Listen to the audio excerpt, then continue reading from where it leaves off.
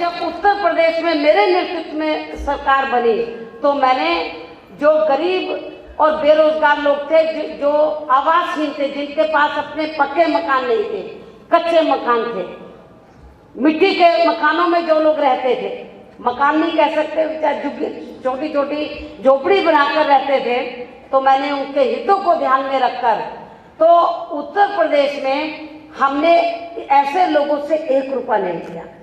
हमने सरकारी पैसे से 1 कमरे का नहीं बल्कि 2-2 कमरे का पक्का मकान बनाकर और सारी सुविधाएं उनको देकर उसमें उपलब्ध करा के हमने आवासहीनों को 2-2 ये सुविधा उनको दी।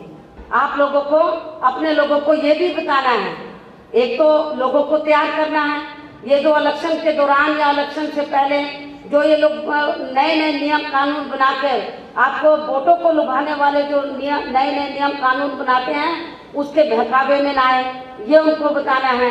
इसके साथ ही आप लोगों को ये भी मालूम है कि अपने देश में कांग्रेस, बीजेपी व अन्य पार्टियों की सरकारों द्वारा उनकी हर स्तर पर गलत नीतियों के बने होने के कारण इससे देश में महंगाई भी अब यहाँ बड़े पैमाने पर बढ़ रही है, जिसका ज़्यादातर बुरा प्रभाव यहाँ गरीब व मध्यम वर्ग के लोगों पर पड़ा है। एक व्यक्ति को 1 महीने में केवल 5 किलो ही मिलेगा अनाज, ये सामग्री 5 किलो ही मिलेगी। चाहे आप उसमें चावल थोड़ा ले लो, थोड़ा गेहूं ले लो, थोड़ा मोटा अनाज, सबको मिलाकर ही केवल एक व्यक्ति को 1 महीने में केवल 5 किलो ही ये अनाज इस नए विधेयक के तहत मिलेगा। अब 1 महीने में एक व्यक्ति को 5 किलो ये अनाज देने की बात कही है।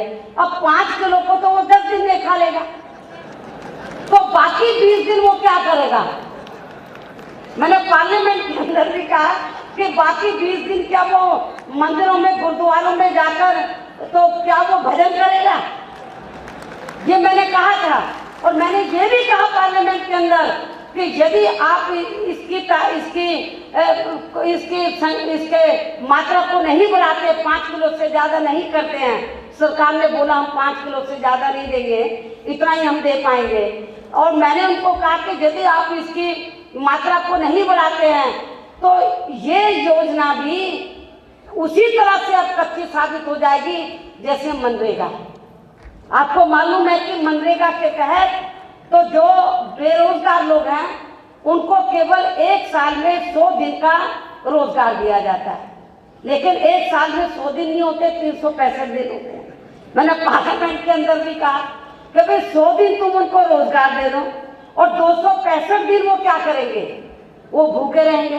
तो इस राष्ट्रीय खाद्य सुरक्षा योजना के तहत एक व्यक्ति को 1 महीने में केवल 5 किलो अनाज देने की बात कही है। 1 महीने में 5 किलो से उसका पेट नहीं भर सकता, एक व्यक्ति का 5 किलो तो बहुत कम होता है। और मनरेगा के तहत बात करते हैं कि हम पूरे देश में बेरोजगार लोगों को रोजगार दे रहे हैं और इस योजना के तहत केवल 100 दिन का देते हैं 1 साल में। तो इससे ये साफ जाहिर हो जाता है, मैं सब समाज के गरीब लोगों को ये बताना चाहती हूँ, इससे साफ जाहिर हो जाता है केंद्र की सरकार ना आपको पूरे तौर से जिंदा रखना चाहती है, ना आपको मारना चाहती है, आपको बीच में लटकाए रखना चाहती है कि आप लोग ना मर सकें, आप लोग आसानी से ना जिंदा रह सकें, लेकिन इस तरीके से आपको रखना चाहती है केंद्र की सरकार। तो डर इनको ये है, कांग्रेस और बीजेपी सभी पार्टियों को, यदि इनको रोजगार पूरा मिल गया 1 साल में, 365 दिन का खाना पूरा मिल गया सस्ते दामों में, तो फिर इनका ध्यान अब वो शासन की तरफ जाएगा, केंद्र और राज्यों में सरकार बनाने की तरफ जाएगा। आप लोगों का ध्यान, जो गरीब लोग हैं, जो बेरोजगार लोग हैं, तो उनका ध्यान केंद्र और राज्यों की सरकारों के लेने की तरफ ना जाए। आप केवल अपनी रोटी रोजी के लिए ही आप लोग लड़ाई लड़ते रहे, आपका सत्ता से बेदखल करने के लिए, दूर रखने के लिए जानबूझकर साजिश के तहत इस किस्म की अधकच्ची योजनाएं आज़ादी के बाद से लेकर अभी तक ये बनाई जा रही है। इसलिए मेरा आप लोगों को ये कहना है कि ये जो योजना है केवल गरीब लोगों का, सर्व समाज में से जो गरीब लोग हैं उनका वोट हासिल करने के लिए केवल चुनाव से पहले ये योजना बनाई गई है। इसमें कुछ ज़्यादा कुछ भी नहीं है। भूमि अधिग्रहण नीति बनाई गई। मैंने पार्लियामेंट के अंदर कहा कि जब से ये नीति जब ये विधेयक पास हो जाएगा तब से ये नीति लागू होगी। लेकिन पूरे देश में जो छोटा किसान है और खास तौर से जो दलित आदिवासी लोग हैं, कमजोर तबके के लोग हैं, जिनकी वर्षों पहले जमीन औने पौने भावों के अंदर कीमत के अंदर औने पौने भाव के अंदर जिनकी जमीन पहले से ले ली गई है, अर्जित कर ली गई है, लेकिन वो पैदल हो गए, रोटी रोजी के लिए मोहताज घूम रहे हैं। उसके लिए ये जो नया विधेयक आया भूमि अधिग्रहण, उस विधेयक में कोई व्यवस्था नहीं। इसीलिए वो लोग बड़े पैमाने पर नक्सली बन रहे हैं और फिर वो इनको मारते हैं।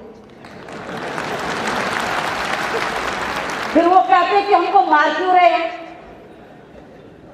अब वो जो गलत रास्ते पर चल रहे हैं, जो नक्सली बन गए हैं, इसके लिए वो लोग जिम्मेवार नहीं है। सही मायने में केंद्र और राज्यों की सरकारें जिम्मेवार है।